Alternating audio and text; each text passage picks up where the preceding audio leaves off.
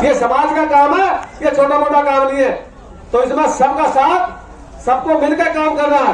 लेकिन भाइयों भागियो मत ना, डरियो मत ना। सही गोली हम देखने में जो चलेगी हमारे छाती पाओगी आन में सुनी कौन सी आओगी। सेना में आए रेजिमेंट की मांग कर रहे प्रदर्शनकारियों का 18 नवंबर को पुलिस द्वारा लाठीचार्ज करने और उनके खिलाफ मामला दर्ज करने के विरोध में आज धरना स्थल पर यादव समाज के लोगों की एक महापंचायत हुई, जिसमें सभी लोगों ने इस घटना की कड़े शब्दों में निंदा करते हुए कहा कि पुलिस प्रशासन ने केवल युवा, बुजुर्ग व महिलाओं पर नहीं बल्कि यादव समाज के ऊपर लाठियां बरसाई हैं, जिसे सहन नहीं किया जाएगा। इसका बदला समय आने पर लिया जाएगा। आज की पंचायत में पहुंचे सभी वक्ताओं ने अपने अपने विचार रखते हुए कहा कि यादव समाज सेना में आए रेजिमेंट मांग रहा है, जो उनका हक है, लेकिन भाजपा सरकार यादवों को उनका हक देने की बजाय उन पर लाठियां बरसा रही है, जो गलत है। सरकार से अपना हक मांगना हर व्यक्ति का अधिकार है। पंचायत में आए समाज के लोगों ने कहा कि पुलिस प्रशासन द्वारा 18 नवंबर को यादव समाज के जिन युवाओं पे, बुजुर्गों पर मामला दर्ज किए गए हैं, उन मामलों को एक सप्ताह के अंदर खारिज नहीं किया गया तो आने वाले 18 दिसंबर को इसी धरना स्थल पर एक महापंचायत की जाएगी, जिसमें हरियाणा के अलावा अन्य राज्यों से भी यादव समाज के लोग भाग लेंगे। वह इस पंचायत में समाज के नेताओं का क्या करना है, इस बात पर भी विचार विमर्श किया जाएगा। महापंचायत में हमारे समाज ने निर्णय ले लिया है, जो पिछले 4 फरवरी से हम शांतिपूर्वक धरने से पर बैठे हुए थे, और जिस हिसाब से जो 18 नवंबर को पुलिस प्रशासन ने और जो सरकार के इशारे पर हमारे घर में बढ़कर लाठियां चलाई है, धरने को हायर किया है, उससे हमारा पूरा समाज कहीं ना कहीं आहत है। और जिसको लेकर हमारे बच्चे बिलासपुर में, जो बिलासपुर के थाने में हमारे बच्चे को नंगा कर करके मारा, उसको लेकर हमारे प्रशासन और पूरे कमेटी ने फैसला लिया है कि ये लड़ाई, हम पहले कही थी, ये लड़ाई पूरी आर पार के तरीके से होगी। और आज कमेटी ने फैसला ले लिया है कि आने वाले 18 दिसंबर को पूरे हरियाणा की पंचायत यहाँ बुलाई जाएगी। प्रशासन को 1 हफ्ते का अल्टीमेटम दिया, अपना मुकदमा वापस ले। और नेताओं को जितने भी दक्षिण हरियाणा के नेता है, चाहे वो किसी पार्टी से संबंध रखते हो, जिन्होंने आके अपना हिर रेजिमेंट का समर्थन किया है, वो अपना रुख 18 दिसंबर को हमारे बीच में आके स्पष्ट कर दे। और जितने भी हमारे समाज के साथ ये अभद्रता हुई है, बड़े बुजुर्गों पर लाठी चलाई है, या तो अपनी वो चुप्पी तोड़ ले, नहीं 18 तारीख लास्ट होगी।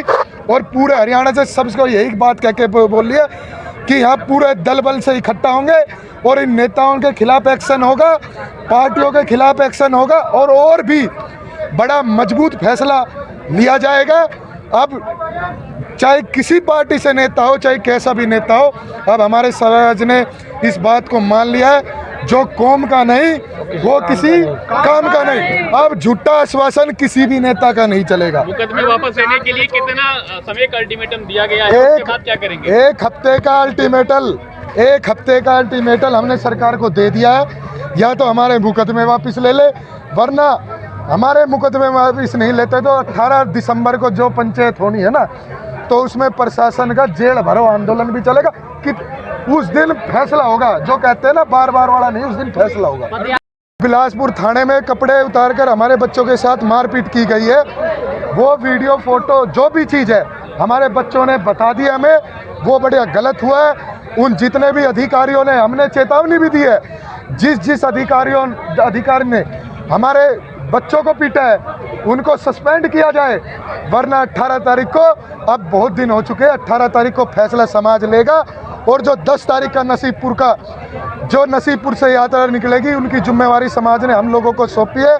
उनका नेतृत्व हम पूरे समाज के साथ हम लोग करेंगे, और वो निमंत्रण यात्रा रहेगी जो 17 तारीख को शाम को धरने पे पहुंचेगी और 18 तारीख को बड़ी।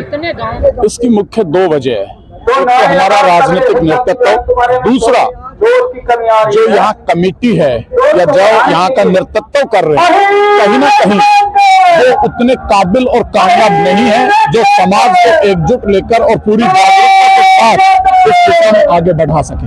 लाठीचार्ज जो पुलिस ने किया वो बहुत निंदनीय है, पर उसके पीछे भी मैं कह रहा हूँ एक ठोस रणनीति नहीं थी और एक मजबूत नेतृत्व नहीं होने के कारण ही वो स्थिति बनी। वरना जो रोड जाम और चक्का जाम को जो कॉल दी गई थी, अगर मजबूत रणनीति और ठोस मजबूत नेतृत्व होता तो हम उसमें रोड जाम करने में कामयाब होते और प्रशासन भी कुछ नहीं कर पाता। इसका मैं छोटा सा उदाहरण दूंगा।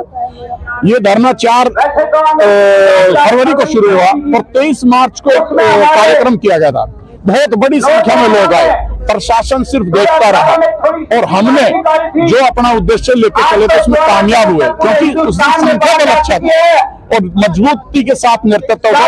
राजनीतिक नेतृत्व को स्थानीय जो लीडरशिप है उसको दोष दूंगा, उन्होंने अपने अपने लोगों को गुटबाजी में बांट दिया। अहि रेजिमेंट आंदोलनकारियों पर भांजी गई लाठियों का असर पूरे अहिरवाल में देखने को मिल रहा है, लेकिन खैड़की दोला और इसके आसपास के अहिरों ने अब धरना स्थल से दूरी बनानी शुरू कर दी है। ऐसा हम नहीं बल्कि महापंचायत में पहुंची भीड़ को खुद आप देख सकते हैं और अंदाजा लगा सकते हैं।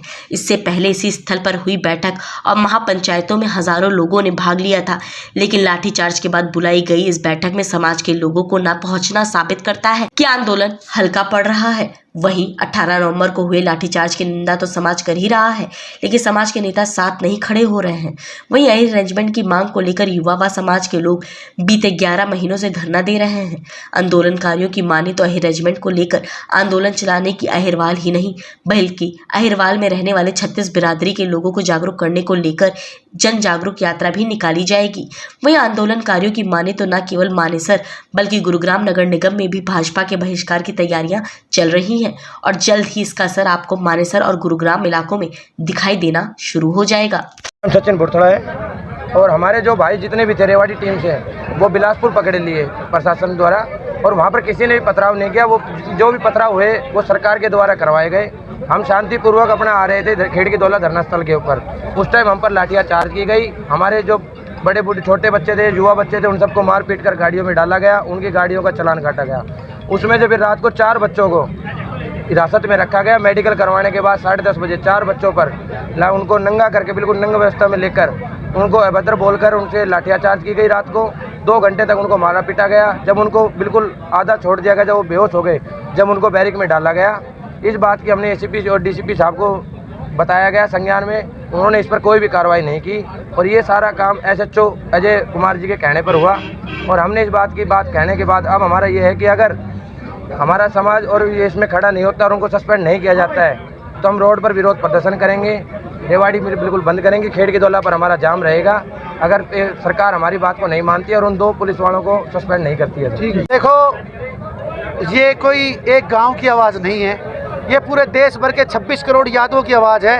और ये समाज, ये ऐसा समाज रहा है जिसने कभी भी देश और प्रदेश की संपत्ति को अपना समझ करके काम किया है। कभी हमने इस समाज की धरोहर को तोड़ने का काम नहीं किया। इसी क्रम में आज हमारे इलाके की सरदारी इकट्ठी हुई थी। यहाँ पर कई हजारों की तादाद में नौजवान साथी यहाँ पर आए थे और 18 नवंबर को आप सभी ने मीडिया के माध्यम से दिखाया कि जो भी प्रशासन ने बर्बरता फैलाई है वो बड़ी निंदाजनक है। आज समाज ने ये फैसला लिया है कि आने वाले 18 दिसंबर को यहाँ लाखों की तादाद में इलाके की सरदारी इकट्ठी होगी। जैसा कि प्रशासन से और शासन से ये निवेदन किया गया है कि 30 तारीख तक यानी कि 1 हफ्ते में या तो जो मुकदमे साथियों पे लगाए गए हैं उन सभी को खत्म किया जाए, वरना आने वाले वक्त में 10 दिसंबर से नसीबपुर नारनौल से पद यात्रा के माध्यम से गांव टू गांव होती हुई वो यात्रा 18 दिसंबर को यह धरना स्थल पर पहुंचेगी और आप देखना जन सैलाब इकट्ठा होगा। अब की बार ये लड़ाई आर पार की लड़ाई होगी।